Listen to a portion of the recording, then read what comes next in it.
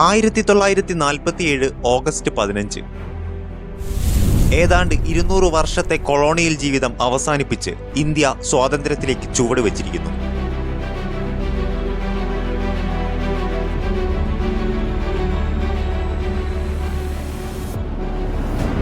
നാട്ടുരാജ്യങ്ങൾ എല്ലാം സംയോജിച്ച് ഒരൊറ്റ രാഷ്ട്രം എന്ന യാഥാർത്ഥ്യത്തിലേക്ക് രാജ്യത്തെ ഭരണവ്യവസ്ഥിതി മാറിയിരിക്കുന്നു.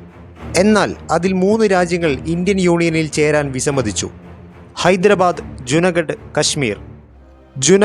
കശ്മീർ എന്നിവ സ്വമേധയാലും സ്വതന്ത്ര നടപടികളിലൂടെയും ഇന്ത്യൻ യൂണിയനിൽ ലയിച്ചപ്പോൾ ഹൈദരാബാദ് ഒന്നിലും ഉൾപ്പെടാതെ മാറി നിന്നു. അതിന് ഹൈദരാബാദിന് ഒന്നിലധികം കാരണങ്ങളുണ്ടായിരുന്നു. 1937 ടൈം മാഗസിന്റെ റിപ്പോർട്ട് പ്രകാരം ലോകത്തിൽ ഇതുവരെയുള്ള ധനികരുടെ പട്ടികയിൽ ആദ്യ 10 ഉൾപ്പെടുന്ന ഒരാളായിരുന്നു അന്നത്തെ നൈസാം മീർ ഉസ്മാൻ അലി ഖാൻ. കൂടാതെ സ്വന്തമായി സേന, റെയിൽവേ, ആശയവിനിമയം, എയർലൈൻ ഉൾപ്പെടെ അനേകം മേഖലകൾ ഹൈദരാബാദിന് സ്വന്തമായി ഉണ്ടായിരുന്നു.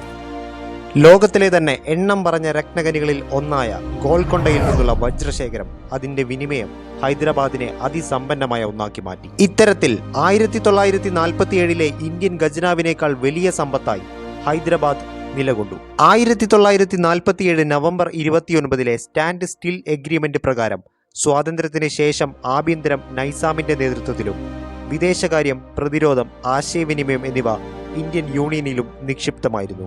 എന്നാൽ ഇതിനു മുന്നേ 1798 തന്നെ ബ്രിട്ടീഷ് മേൽക്കോയ്മ അംഗീകരിച്ചിരുന്നു ഹൈദരാബാദ്.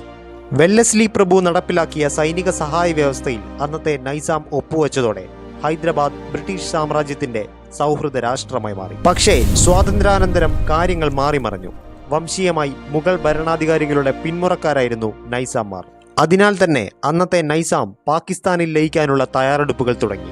എന്നാൽ ഇന്ത്യൻ പ്രദേശങ്ങളാൽ ചുറ്റപ്പെട്ട ഹൈദരാബാദ് പാകിസ്ഥാന്റെ ഭാഗമാവുക എന്നത് അസാധ്യമായ ഒന്നായിരുന്നു.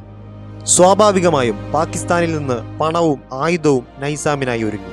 എന്നാൽ കടൽ മാർഗം ഇത് സാധ്യമാകില്ലെന്ന് കണ്ട അവർ സിഡ്നി കോട്ടൺ എന്ന കുപ്രസിദ്ധ കള്ളക്കടത്ത് കാരണച്ചട്ടം കെട്ടി. കോട്ടൺ വഴി വ്യോമമാർഗം ആയുധങ്ങൾ എത്തിത്തുടങ്ങി.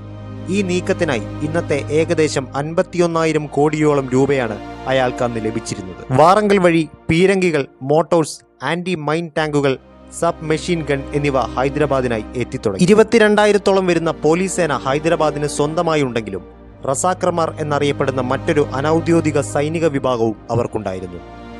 2 ലക്ഷത്തോളം വരുന്ന ഇക്കൂട്ടരുടെ മേൽ നൈസാമിന് പറയത്തക്ക നിയന്ത്രണങ്ങൾ ഒന്നും തന്നെ ഇല്ലായിരുന്നു. ഖാസിം റിസ്വിയുടെ നേതൃത്വത്തിൽ നിലകൊണ്ട റസാക്കർമാർ ഈ അവസരത്തിൽ വലിയ വർഗീയ ലഹളകൾ തന്നെ അഴിച്ചുവിട്ടു. കാര്യങ്ങൾ കൈവിട്ടു പോകുമെന്ന് മനസ്സിലാക്കിയ ഇന്ത്യ അന്നത്തെ ലണ്ടൻ ഹൈ കമ്മീഷണറായിരുന്ന VK കൃഷ്ണമേനോൻ വഴി വിദേശത്തു നിന്നുള്ള ആയുധ വിതരണം പാടെ തകർത്തു. അദ്ദേഹത്തിന്റെ നയതന്ത്രപരമായ ഇടപെടൽ ഹൈദരാബാദിന്റെ വിഘടനവാദത്തിന് ഏറ്റ ആദ്യത്തെ അടിയായി. അപ്പോഴേക്കും നൈസാം ഇന്ത്യൻ കറൻസി ബാൻ ചെയ്യുകയും ഇന്ത്യയുമായുള്ള വ്യാപാരം പൂർണ്ണമായി അവസാനിപ്പിക്കുകയും ചെയ്തു. കാര്യങ്ങൾ ഇത്രത്തോളം എത്തിയ സ്ഥിതിക്ക് ഇനി ചർച്ചയിലൂടെ പരിഹാരം ലഭിക്കില്ലെന്ന് കണ്ട ആഭ്യന്തരമന്ത്രി സർദാർ വല്ലഭായ് പട്ടേൽ സൈനിക നടപടിയിലേക്ക് നീങ്ങി. ഓപ്പറേഷൻ പോളോ എന്ന് പേരിട്ട സൈനിക നടപടി സതേൺ ആർമി ചീഫായ ലഫ്റ്റനന്റ് ജനറൽ EN ഗൊദാർഡ് നയിച്ചു. അങ്ങനെ 1948 സെപ്റ്റംബർ 13 രാവിലെ 4 മണിയോടെ നടപടി ആരംഭിച്ചു. ഒരേ സമയം 4 ഭാഗത്തു നിന്നും ആക്രമിക്കുന്ന പിൻസർ സ്ട്രാറ്റജിയിൽ ഹൈദരാബാദിന്റെ സൈന്യം പകച്ചു. വേണ്ടത്ര യുദ്ധപരിശീലനം ലഭിക്കാത്ത റസാക്കർ സൈന്യം ഇന്ത്യൻ ആർമിയുടെ തന്ത്രപ്രധാനമായ നീക്കത്തിൽ ആകെ പതറി. മാത്രവുമല്ല, ആർമിയുടെ നീക്കമറിഞ്ഞ സിഡ്നി കോട്ടൺ ദൗത്യം പാതി വഴിയിൽ ഉപേക്ഷിച്ച് തന്റെ പ്രൈവറ്റ് ജെറ്റിൽ സ്ഥലം വിട്ടു.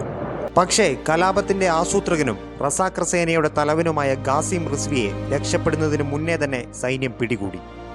ഇന്നത്തെ ആന്ധ്ര, കർണാടക, മഹാരാഷ്ട്ര എന്നിവിടങ്ങളിലായി വ്യാപിച്ചു കിടന്ന ഹൈദരാബാദ് നാട്ടുരാജ്യത്തെ എത്രയോ മനുഷ്യരുടെ ഘാതകനായി മാറിയിരുന്നു അപ്പോഴേക്കും റിസ്വി. സ്ത്രീകളെ അപമാനിക്കുന്നതടക്കം നിന്ദ്യമായ പല പ്രവൃത്തികളും റിസ്വിയുടെ നേതൃത്വത്തിൽ റസാക്കർ സേന നടപ്പാക്കിയിരുന്നു. വെറും 180 മണിക്കൂറിനുള്ളിൽ ഇന്ത്യൻ സൈന്യം അതിപ്രബലമായ ഹൈദരാബാദ് കീഴടക്കി. തുടർന്ന് ഗത്യന്തരമില്ലാതെ നൈസാം ഇന്ത്യൻ യൂണിയനിൽ ലയിക്കാനുള്ള കരാറിൽ ഒപ്പുവെച്ചു. തുടർന്ന് റിസ്വിയെ പാകിസ്ഥാനിലേക്ക് അയച്ചു. പാകിസ്ഥാന് വേണ്ടി അഹോരാത്രം പ്രയത്നിച്ച റിസ്വി ഒടുവിൽ പരമദരിദ്രനായി പാകിസ്ഥാനിലെ ഒരാശുപത്രിയിൽ അന്ത്യശ്വാസം വലിച്ചു. തുടർന്ന് 1957 ഭാഷാടിസ്ഥാനത്തിൽ സംസ്ഥാനങ്ങൾ രൂപം കൊള്ളുകയും ഇന്ത്യ ലോകത്തിലെ ഏറ്റവും വലിയ ജനാധിപത്യ രാജ്യമായി മാറുകയും ചെയ്തു.